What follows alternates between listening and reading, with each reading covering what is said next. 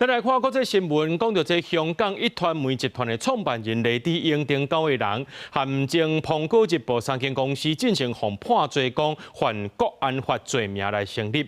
也拿这香港高等法院在今早起呢判黎智英关20年，其他8名被告是互判10年到6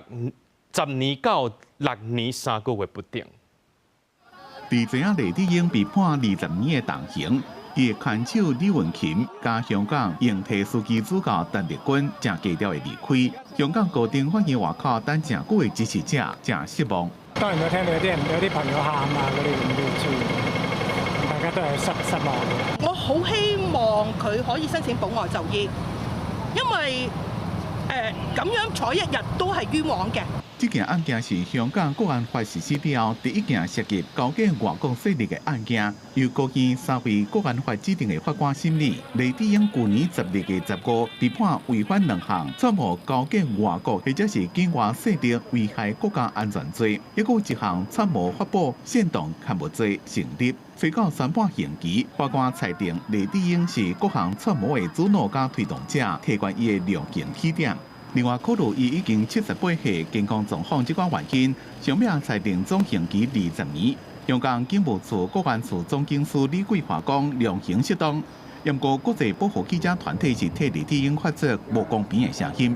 誇大其詞嘅，黎智英有冇會話喺個獄中度過佢個餘生呢個講法咧？我相信咧呢個問題咧，我哋在座之中冇人能夠講得到嘅嚇，呢個係個天先知道。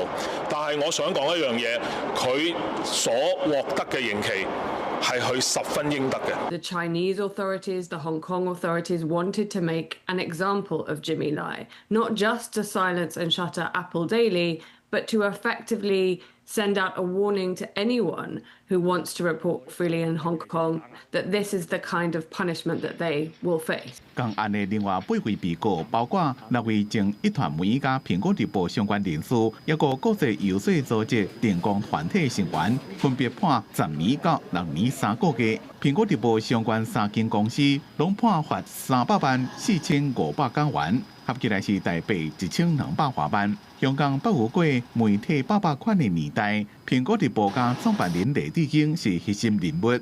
不過2020年港版國安法實施了後，媒體遭受到審查加打壓封鎖是愈來愈嚴重。即馬香港佇國際新聞自由的排名已經爬到第140名。公司新聞施惠中編輯。